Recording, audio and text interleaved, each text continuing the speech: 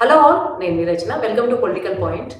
తెలంగాణ ప్రభుత్వం ఇప్పుడు భూ సమీకరణ చట్టం తీసుకురాబోతుంది. Land pooling act. సో, భూ సేకరణ ఏదైతే 2013 ఉందో దాని ప్లేస్‌లో ఈ భూ సమీకరణ చట్టం తీసుకురావడం అన్నది ప్రయోజనకరంగా మారుతుంది. దీనికి భిన్న వాదనలు వినిపిస్తుంది. ఎందుకంటే ఇప్పటికే అమరావతిలో ఇంప్లిమెంట్ అవుతూ ఉంది. అక్కడ చాలా మంది రైతులు అసంతృప్తితో ఉన్నారు. అంటే ఇప్పటి వరకు కూడా భూసేకరణ చట్టం కిందకేమో నష్టపరిహారం చెల్లించినటువంటి ప్రభుత్వం ఇప్పుడు దాని స్థానంలో ఈ భూ సమీకరణ చట్టం అంటే ఏదైతే గవర్నమెంట్ డెవలప్మెంట్ యాక్టివిటీకి తీసుకుంటుందో అందులో దానికి ప్రపోర్షనేట్ గా కొంత డెవలప్ అయిన తర్వాత రైతులకు ఆ ల్యాండ్ అయితే ఇస్తుంది. అది ఫ్లాట్స్ కావచ్చు, ఏదన్నా కావచ్చు. సో అయితే ఈ డెవలప్మెంట్ ప్రాసెస్ ఎక్కువ తీసుకుంటుంది కాబట్టి రైతులకు జరిగేటువంటి లాభం తక్కువ అని ఒక వాదన వినిపిస్తూ ఉంటే, లేదు ఇప్పుడు హైదరాబాద్ పెరుగుతున్న నగరం developed already almost future city, Musi ఇలాంటి ఎన్నో గ్రాండ్ ప్రాజెక్ట్స్ అనౌన్స్ చేసిన నేపథ్యంలో ఇది బెనిఫిట్ అవుతుంది ఎవరైతే రైతులు ఉన్నారనేది ఇంకొక వాదన. సో ఈ రెండు వాదనలు ఏది నిజం? ఈ ల్యాండ్ పూలింగ్ ప్రీవియస్ ఎక్స్పీరియన్సెస్ మనకి ఎలా ఉన్నాయి? దీని గురించి డీటెయిల్ గా మాట్లాడడానికి మనతో ఇద్దరు గెస్ట్ ఉన్నారు. అందులో ఫస్ట్ గా శ్రీ రామాంజనేయులు గారు, అగ్రికల్చరల్ సైంటిస్ట్, అలాగే కృష్ణకుమారి గారు, realtor and social activist. So Ramanjaneyulu గారు, మీతో మొదలు పెడదాం. సో మీరు ప్రభుత్వం తీసుకురాబోతున్న ఈ కొత్త చట్టాన్ని ఎలా చూస్తున్నారు? అంటే ప్రీవియస్ ఎక్స్పీరియన్సెస్ మిగతా స్టేట్స్ లో వచ్చింది కదా. అంటే ఇప్పటిదాకా అది ఆంధ్రప్రదేశ్లో కావచ్చు, లేకపోతే ఛత్తీస్గఢ్లో కావచ్చు, ఇంకా మిగతా రాష్ట్రాలలో ఇలాంటి ల్యాండ్ పూలింగ్ చేసి డెవలప్ చేస్తాము అని ఏదైతే ప్రయత్నాలు జరిగాయో, ఈ ప్రయత్నాలలో 2-3 రకాల ప్రయత్నాలు మనం చూడాల్సి ఉంటుంది. ఒకటి, ఎందుకోసం ల్యాండ్ పూల్ చేస్తున్నారు అన్నది కూడా. అంటే చాలా మటుకి ల్యాండ్ పూలింగ్ చేస్తున్నదంతా కూడా సిటీ డెవలప్ చేస్తాము అన్నదానికి పూల్ చేస్తున్నది. ఇప్పుడు మిగతా ల్యాండ్ అక్విజిషన్స్ అన్ని ఏదో ఒక ప్రాజెక్ట్ కోసము, లేకపోతే ఒక రోడ్డు కోసం, ఇట్లాంటి వాటి కోసం చేసినవి. అదే ల్యాండ్ పూలింగ్ అంతా కూడా సిటీ డెవలప్ చేస్తాము అన్నది.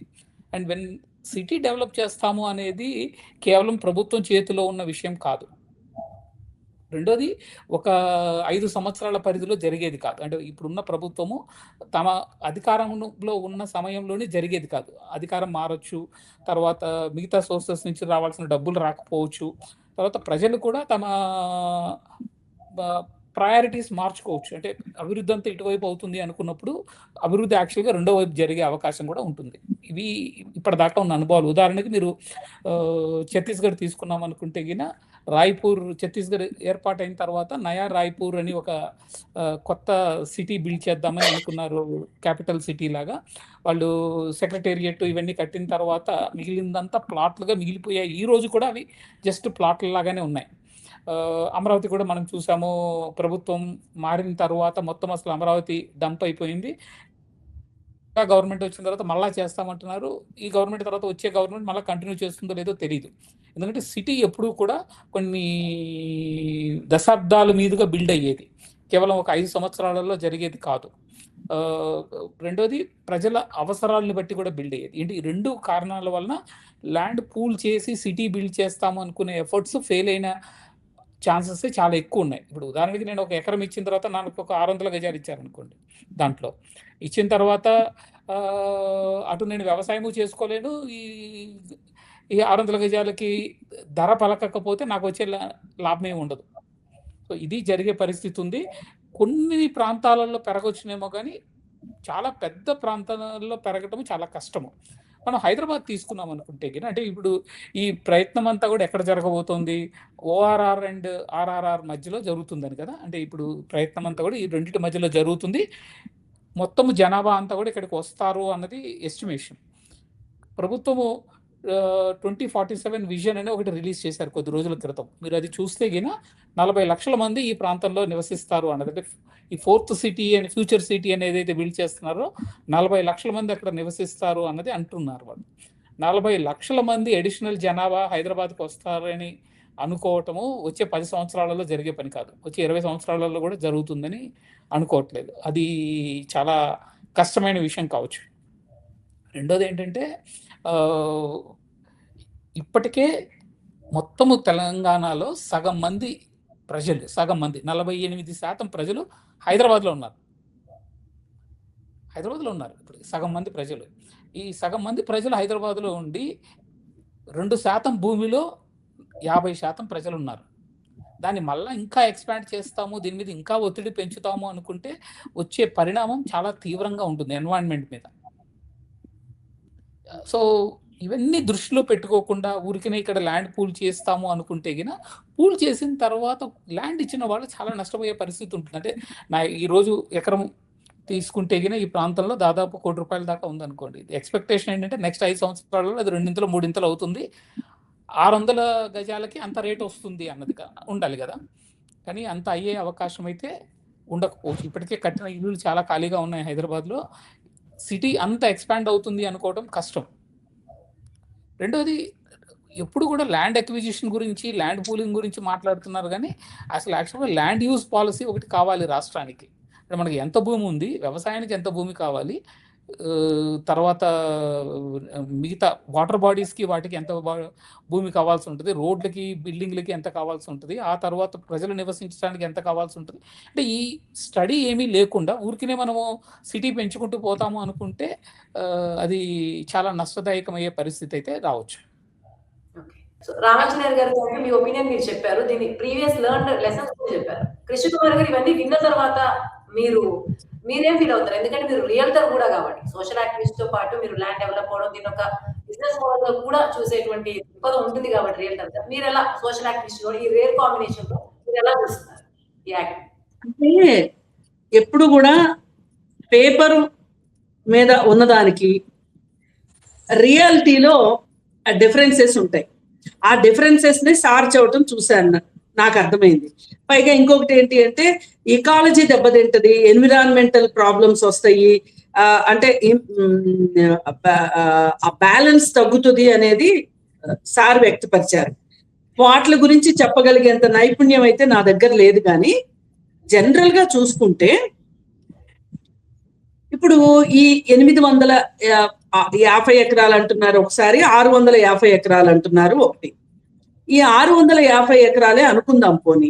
దీంట్లో చాలా మేరకు ప్రభుత్వ భూమి ఉంది, అక్కడక్కడ ప్రైవేట్ భూమి ఉంది అని చెప్తున్నారు. అందుకే వీళ్ళు ఈ భూసేకరణకి ఈజీ అవుతుంది అని వచ్చారు. ప్రభుత్వం కూడా ఉన్న సమయం తక్కువ, రాబోయే రోజుల్లో ఈ తక్కువ సమయంలో మనం అక్కడ ఏదో ఒక జెండా పాతేయాలి అంటే, మనం మళ్ళీ నెక్స్ట్ అధికారంలోకి రావాలి అంటే మనము ఒక ఫౌండేషన్ గట్టిగా వేసుకోవాలి. ఈ ఫౌండేషన్ మేము వేసాం కాబట్టి దీని మీద భవనం నిర్మాణం కావాలంటే మేమే ఉండాలి అనే ఒక ఉద్దేశంతో కూడా, అంటే ఇది రాజకీయ ఉద్దేశం కూడా ఉంది దీంట్లో. ఆ ప్రాంతాన్ని డెవలప్ చేయాలి అని అనుకోవటంలో ఎంత ఉద్దేశం ఉందో రాజకీయ ఉద్దేశం కూడా ఉంది. పైగా ఇప్పుడు అక్కడ దేనికైతే ఆ ల్యాండ్ ఇస్తామంటున్నారో అది గనక కరెక్ట్ గా జరిగితే చాలా ఉపాధి కూడా వస్తుంది. అలాగే ఇవాళ ఈ సిటీ మీద చాలా ఒత్తిడి ఉంది. ఈ ఒత్తిడి బయటికి వెళ్ళాలి అనేది కూడా ఇప్పుడు త్రిపుల్ రావటం వెనకమాల కూడా అదే ఉద్దేశం. అంటే నేను చెప్పేది ఏంటంటే, నేను ప్రభుత్వం తరఫున మాట్లాడట్లేదు, అనుకున్నట్లు జరిగితే ఇవి మంచి ఉద్దేశాలే. పైగా ఇప్పుడు అది ప్రభుత్వ భూమి, మీరు ఎన్నో రోజులుగా సాగు చేసుకుంటున్నారు కాబట్టి మీకు కూడా ఎంతో కొంత హక్కు ఉంటది కాబట్టి మీకు మేము 600 గజాలు కానీ 1000 గజాలు కానీ ఇస్తాము అని చెప్పి ప్రభుత్వం మాట్లాడుతోంది. ఇప్పుడు ఎవరైతే సొంత యజమానులు ఉన్నారో వాళ్ళకి ఎలా అనిపిస్తుంది? ఇప్పుడు ప్రభుత్వ భూమి సాగు చేసుకునే వాళ్ళకి ఒకటే, మాకు ఒకటేనా అనే ఒక పేచీ కూడా రావచ్చు అక్కడ. ఏది ఏమైనా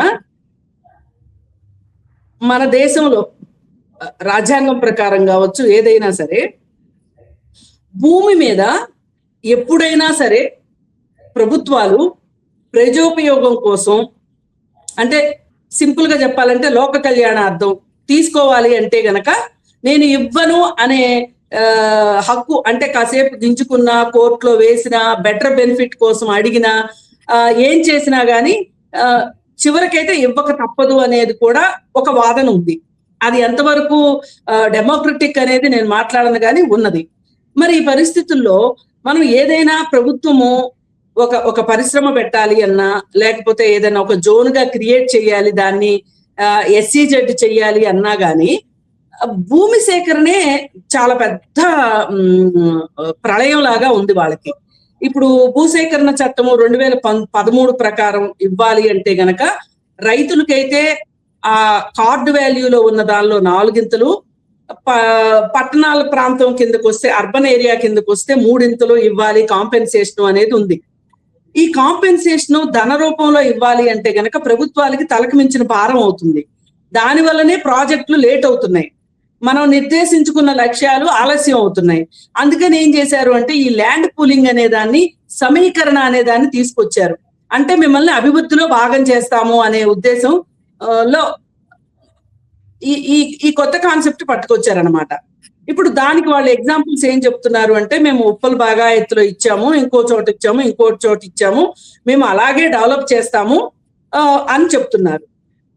నిజంగా ఎవరైనా రైతులు మేము వ్యవసాయమే చేసుకుంటాము అంటే గనక భూమినే ఇవ్వాల్సిన బాధ్యత కూడా ప్రభుత్వాల మీద ఉంది. ఎందుకంటే ఇప్పుడు రామాంజనేయులు గారికి బాగా తెలుసు ఆ విషయం. ఏంటి అంటే, ఇలా వ్యవసాయం చేసే భూములన్నిటినీ మనం పారిశ్రామికీకరణ పేరుతోటో లేకపోతే ఇంకోటో మనం ఇలా చేసేస్తే ఆహార సమస్య వస్తుంది కదా, ఆహార కొరత వస్తుంది కదా అని అంటున్నారు.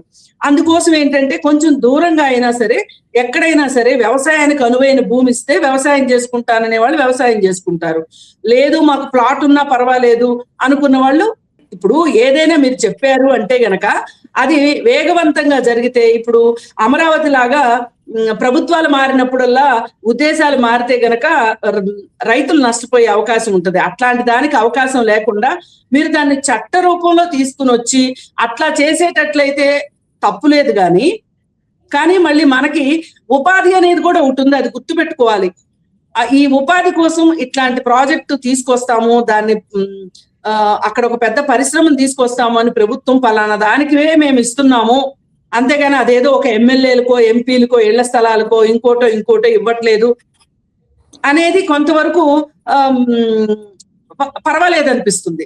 అందుకని నేను పూర్తిగా వ్యతిరేకము కాదు, అలా అని 100% సపోర్ట్ చేయలేకపోతున్నాను. ఎందుకంటే సార్ చెప్పిన గత అనుభవాల దృష్ట్యా నేను పూర్తిగా సపోర్టు చేయలేకపోతున్నాను. కానీ ఒక రియల్టర్ గా ఆ ప్లేస్ లో ఖచ్చితంగా రైతుకి నష్టం జరగకోకుండా భూమికి అయితే విలువ పెరిగే అవకాశం ఖచ్చితంగా ఉంది. కానీ మళ్ళీ మనం కండిషన్ ఏంటి అంటే, వ్యవసాయం చేసుకుంటాను అన్న వాళ్ళకి మట్టుకు పొలం ఇవ్వాల్సిన బాధ్యత కూడా ప్రభుత్వం. Okay, thank you. ఫైనల్ గా ఒక క్వశ్చన్, ఈ క్వశ్చన్ కి ఆన్సర్ చేస్తే మీ ఇద్దరు సేమ్, మీరు ఏ స్టాండ్ తీసుకున్నా సరే పర్లేదు. సో ఫస్ట్ ఏంటంటే, భూసేకరణ చట్టం ప్రకారం మీరన్నా 4 రెట్లు డబ్బు ఇవ్వాలి, అప్పుడు రైతులకి ఫ్రీడమ్ ఆఫ్ చాయిస్ ఎక్కువ ఉంటుంది. కానీ భూ సమీకరణ ఏదైతే ఇప్పుడు పూలింగ్ వస్తుందో ఖచ్చితంగా గవర్నమెంట్ ఎన్నేళ్ళైనా డెవలప్మెంట్కి, ఎన్నేళ్ళైనా పట్టనివ్వండి, మీరు అన్నట్టు గవర్నమెంట్స్ మారితే ఇంకొక ఈక్వేషన్ యాడ్ అవుతుంది. కాబట్టి రెండిట్లో ఏది బెటర్ అసలు? వాళ్ళు ఎఫెక్టివ్ గా రైతులు నమ్మగలిగేటువంటి, ప్రజల నమ్మకం పెరగాలంటే భూ సేకరణ బెటరా లేకపోతే భూ సమీకరణ, రెండిట్లో ఏది వాళ్ళకి ఎక్కువ ఉపయోగపడుతుంది, ఏది వాళ్ళ గవర్నమెంట్ కొంచెం మద్దతు వచ్చేలా చేస్తుంది అనుకుంటారు? గవర్నమెంట్ ఫస్ట్ రామాంజనేయులు గారు మీరు చెప్పండి. అంటే ఉన్న పరిస్థితుల్ని బట్టి ఉంటుందండి. అంటే ఇప్పుడు ఇందాక కృష్ణకుమార్ గారు చెప్పింది ఉప్పల్ బాగాయత్ గురించి. ఉప్పల్ బాగాయత్లో ప్రభుత్వం డబ్బులు పెట్టినా పెట్టకపోయినా అది అభివృద్ధి చెందేదే కదా. అంటే అది ప్రైవేట్ వాళ్ళతో భాగస్వామ్యం అయినా కానీ అభివృద్ధి చెందేదే. సో అది అట్లాంటి స్థలాలు వేరును, సిటీకి దూరంగా కొత్తగా నిర్మాణం జరుగుతుంది సిటీ అని అనుకున్నది వేరు. ఈ రెండు వేరు వేరు అంశాలుగా చూడాలి మనము. పట్టణంలో ఎక్కడన్నా చేస్తాము అనుకున్నప్పుడు అది ఇప్పుడు నియోపోలిస్ కావచ్చు, లేకపోతే ఇక్కడ ఉప్పల్ బాగాయత్ కావచ్చు, ఇట్లాంటివి చాలా చోట్ల ప్రభుత్వం చేసింది. అలాంటి అభివృద్ధికి నష్టమేం లేదు. అలాంటి చోట్ల చేస్తే డబ్బులు, అంటే దాంతో వచ్చే పర్యావరణ ప్రభావాలు వాటి గురించి మాట్లాడకుండా పక్కన పెడితే, ల్యాండ్ ఇచ్చిన వాళ్ళకి నష్టం అయితే జరగదు అక్కడ. ఎందుకంటే అక్కడ ల్యాండ్ వాల్యూ ఖచ్చితంగా పెరుగుతుంది. కాబట్టి ఎప్పుడైతే మనం బయటికి వెళ్ళి కొత్త ప్లేస్లో సిటీ పెంచుతాము అని దాని గురించి మాట్లాడుతున్నాము, ఇప్పుడు అమరావతి కావచ్చు, లేకపోతే ఈ 4th సిటీ కావచ్చు, ఇలాంటివి ఏవైతే ఉన్నాయో ఆ అనుభవాల దృష్ట్యా, ఇప్పటిదాకా జరిగిన అనుభవాల దృష్టి, ఇందాక నేను ఒక ఎగ్జాంపుల్ చెప్పడం మర్చిపోయాను. మహారాష్ట్రలో లావాసా అని ఒకటి చేశారు. మీరు ఒకసారి గూగుల్ చేసి చూడండి. మనం తెలుగు సినిమాలలో, చాలా సినిమాలలో లావాసాలో తీసిన పాటలు అవన్నీ చూసాం. అద్భుతంగా ఉండేది ఒక 5-6 సంవత్సరాల క్రితం. ఈరోజు చూడండి దాని పరిస్థితి ఎట్లా ఉందో. అసలు నిర్మానుష్యమైపోయి మనుషులు లేకుండా ఉంది మొత్తం అంతా కూడా. అంటే నాకు ఉన్న పట్టణానికి దూరంగా కొత్త పట్టణం నిర్మిస్తాము అనేది చాలా కష్టమైన పని. చిన్న ప్రాంతంలో ఒక కాలనీ నిర్మాణం చేయటం వేరును, ఒక పట్టణం నిర్మించడం వేరు. ఈ రెండు పూర్తిగా వేరు వేరు విషయాలు. పరిశ్రమ వస్తుంది అనుకున్నా కానీ ఒక చోట ఒక పరిశ్రమను అభివృద్ధి చేయడం వేరు. ఒక ఒక పెద్ద ప్రాంతంలో ఒక ఊరు ఒక నగరం లాగా నిర్మిస్తాము అని ఏదైతే అనుకుంటున్నారో అది జరిగే పని కాదు. అది చెప్తున్నది. అంటే ఆ దృష్ట్యా చూస్తే గిన ప్రభుత్వం దగ్గర డబ్బులు లేకుండా సమీకరణ పేరుతో గిన భూములు తీసుకుంటే రైతులు నష్టపోయే పరిస్థితి అయితే వస్తుంది. థ్యాంక్ యూ రామాంజనేయులు గారు. ఫైనల్ గా కృష్ణకుమారి గారు మీరేమనుకుంటున్నారు? ఏది బెనిఫిట్ అవుతున్నారు? మీరు చెప్తే కన్క్లూడ్ చేద్దాం. అదేనండి, ఇప్పుడు అది శంషాబాద్ కి దగ్గరలో ఉంది. అలాగే ORR కి అవతలను, RRR కి లోపల ఉంది. కాబట్టి ఆ మధ్య భాగం బాగా డెవలప్ అవుతుంది అనేది ఒక ఉద్దేశం. అలాగే ఆ 650 ఎకరాలు డెవలప్ అయ్యేది కాకుండా ఆ చుట్టుపక్కల ప్రాంతాలు కూడా ఆ ప్రాంతం నుంచి RRR రూపలంతా డెవలప్ అవుతుంది ఖచ్చితంగా. ఎందుకంటే ఇవాళ హైదరాబాదు ఏ వైపు డెవలప్ అయినా అవ్వకపోయినా కానీ ఈ పశ్చిమ భాగం అలాగే బెంగళూరు హైవే ఇవన్నీ బాగా డెవలప్ అవుతున్నాయి. ఈ బెంగళూరు హైవే కన్ను విజయవాడ హైవేకి మధ్యలో వస్తుందే, ఈ సాగర్ హైవేకి మధ్యలో వస్తున్నదే ఈ ఫ్యూచర్ సిటీ. ఇది నిజమే, సార్ చెప్పినట్టు నగరాల నిర్మాణం అంత ఈజీ కాదు, సంవత్సరాల తరబడి దశాబ్దాల తరబడి పడుతుంది. కానీ ఎక్కడ ఓ చోట అయితే మొదలవ్వాలి కదా. ఇవాళ ఈ పనుల కోసం హైదరాబాద్ ఎందుకు ఇంత కిక్కిరిసిపోతుంది? ఇక్కడ ఉపాధి దొరుకుతుంది అనే ఉద్దేశంతోనే కిక్కిరిసిపోతుంది. మరి నిజంగానే హైదరాబాదు ఒక రకంగా ఊపిరి పీల్చుకునేటట్లుగా లేదు. అందుకోసం ఏంటంటే ఖచ్చితంగా ఇప్పుడు ఈ RRR నిర్మాణము, పైగా ఈ రేడియల్ రోడ్ల నిర్మాణం కూడా జరిగితే గనక ఇవాళ ఒకప్పుడు ఔటర్ రింగ్ రోడ్ రాకముందు హైదరాబాద్ నుంచి ఒక ప్రాంతం నుంచి ఇంకో ప్రాంతానికి వెళ్ళాలంటే అట్లీస్ట్ ఒక 2 గంటలైనా పట్టే అది ఇప్పుడు ఇవాళ ఒక 30, 35, 40 నిమిషాల్లో చేరుకునే ప్రాంతాలు ఉన్నాయి. దీనివల్ల చాలా మంది లబ్ధి పొందుతున్నారు ఔటర్ రింగ్ రోడ్డు వల్ల. అలాగే ఇప్పుడు ఈ RRR వల్ల కూడా అంతే ఉపయోగం ఉంటది. అంటే ఈ RRR నుంచి ఔటర్ రింగ్ రోడ్డుకి అనుసంధానం అవుతుంది. అయినప్పుడు ఏంటి అంటే ఖచ్చితంగా ఆ మధ్య ప్రాంతం బాగుపడుతుంది. ఒక్కటే ఈ రైతులతో దగ్గర నుంచి భూమి తీసుకునేటప్పుడు ఒకలాగాను, తీసేసుకున్న తర్వాత ఇంకొకలాగాను మాట్లాడే ప్రభుత్వం అయితే గనక ఆ విషయంలో చెక్స్ అండ్ బ్యాలెన్సెస్ సరిగా చూసుకోవాల్సిందే తప్పితే అభివృద్ధిని మట్టుకు మనం ఇవాళ హైదరాబాద్ ని ఆపగలిగేలాగా లేదు. ఏది ముఖ్యంగా ఈ ప్రాంతం, ఎందుకంటే ఏ ప్రాంతమైనా వేరే ఉంది. నేను 30 సంవత్సరాల నుంచి హైదరాబాద్ ని చూస్తున్నాను.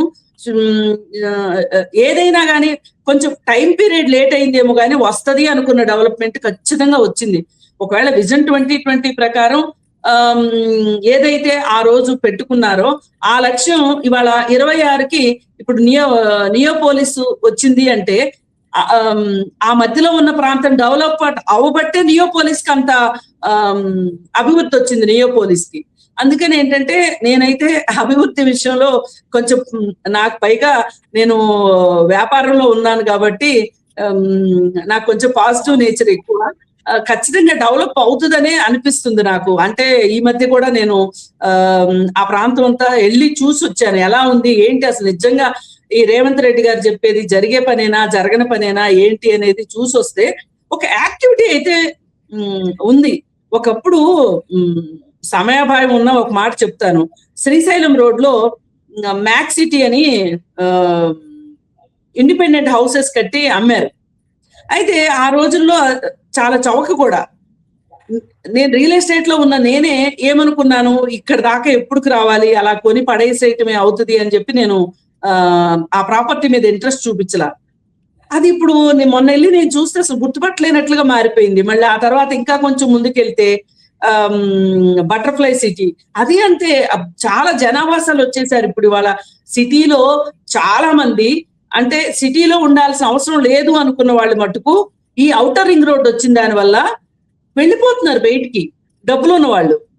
అలాగే ఇప్పుడు ఈ డబ్బులున్న వాళ్ళు వెళ్ళినప్పుడు ఏమవుతుంది అంటే అక్కడ పని పాటలు దొరుకుతాయి కాబట్టి, ఉపాధి దొరుకుతుంది కాబట్టి పల్లెటూరులో ఉపాధి లేని వాళ్ళు కూడా వచ్చేస్తున్నారు. ఇవన్నీ గనక అనుకున్నట్లు జరిగితే, ఇన్వర్టెడ్ కామర్స్ లో చెప్తున్నానండి, దయచేసి నేనేమన్నా గవర్నమెంట్ ఫర్రని మట్టు ఖచ్చితంగా అనుకోకండి. ఇది ఖచ్చితంగా ఉపాధి అవకాశాలని పెంచే దానికే ఇస్తున్నారు. బుల్లెట్ ట్రైన్ కి విడిభాగాలు తయారు చేసేదానికి ఇస్తున్నారు. చాలా ఉపాధి దొరుకుతుందని నేను నమ్ముతున్నా. ఒకప్పుడు శంషాబాద్ అప్పుడు కూడా ఇలాగే అన్నారు, ఇంత ల్యాండ్ ఎందుకు అని. మరి వాళ్ళ శంషాబాద్ వల్ల ఎంతమంది విమానాశ్రయం వల్ల అంటే నష్టపోయిన రైతులు ఉన్నారు, నేను కాదనట్లేదు. చాలా మంది జీవనం అస్తవ్యస్తం అయిన వాళ్ళు కూడా ఉన్నారు, నేను కాదనను. కానీ చాలా మంది వ్యవసాయానికి కూడా దూరం అయ్యారు, అది కూడా నష్టమే. కానీ నిజంగా వ్యవసాయం చేయాలనుకున్న వాళ్ళు అక్కడ డబ్బులు తీసుకొని వెళ్ళి దూరం వెళ్ళి పొలాలు కొనుక్కుని వ్యవసాయం చేసుకుంటున్న వాళ్ళు కూడా ఉన్నారు. ఏది ఏమైనా రైతుకి నష్టం లేకుండా ఇప్పుడు వాళ్ళు ఆ ల్యాండ్ని ఎంచుకోవటం వెనకమాల ఉన్న ఉద్దేశం కూడా అదే. ఖచ్చితంగా అక్కడ భూమి కాని వారు సాగు చేసుకుంటూ భూమి హక్కుని పొంది ఉన్నారు. వాళ్ళ దగ్గర నుంచి ల్యాండ్ తీసుకోవటం ఈజీ కాబట్టే ఆ ల్యాండ్ పైన వీళ్ళు అది మట్టుకు చాలా వరకు గవర్నమెంట్ భూమే, అది ఈజీ అవుతుందని ఆ ప్రాంతాన్ని ఎంచుకున్నారు. అలాగే ఇప్పుడు ఆ బుల్లెట్ ట్రైన్ ప్రాజెక్ట్ ఇస్తానంటేనే కేంద్రం నుంచి కూడా నిధులు వస్తాయి అనేది కూడా ఒక మాట చలామణిలో ఉంది. ఏది ఏమైనా మనకు కావాల్సింది ఉపాధి దొరకటం, అలాగే ఆహార కొరత లేకుండా చూసుకోవటం మాత్రమే మనం ఆలోచన చేయగలం ఇవాళ. థ్యాంక్ యూ కృష్ణ కుమార్ గారు, రామాంజనేయులు గారు. ఓవరాల్ గా చూస్తే రామాంజనేయులు గారి వర్షన్ చూస్తే గత పాఠాలు గమనిస్తే ఖచ్చితంగా రైతులకు ఎంతవరకు ఎవరైతే భూమి ఇస్తారో వాళ్ళకి ఎంతవరకు న్యాయం జరుగుతుందంది కొంత సందేహాస్పదమైన విషయం. అమరావతిలో ఇప్పటికీ రైతులు ప్రాబ్లం ఫేస్ చేస్తున్నారు, అలాగే నయా రాయపూర్లో ఫేస్ చేస్తున్నారు. కాబట్టి ఇంకొక వైపు కృష్ణ కుమార్ గారు చెప్పారు ఉపాధి వస్తుంది, ఇప్పుడు ఎక్కడ డెవలప్మెంట్ జరిగింది అది కాదనట్లేదు, కానీ భూమి కోల్పోయిన వాళ్ళకి ఎంతవరకు న్యాయం జరుగుతుందంటే ఇక్కడ ప్రధాన ప్రశ్న. ఏమైనప్పటికీ గత మిగిలిన పక్క రాష్ట్రాలను చూసి రేవంత్ రెడ్డి ప్రభుత్వం ఏమాత్రం నేర్చుకున్న వాళ్ళకి న్యాయం చేస్తుంది వేచి చూడాల్సిందే. Thank you so much Ramanjaneyulu గారు, కృష్ణ కుమార్ గారు.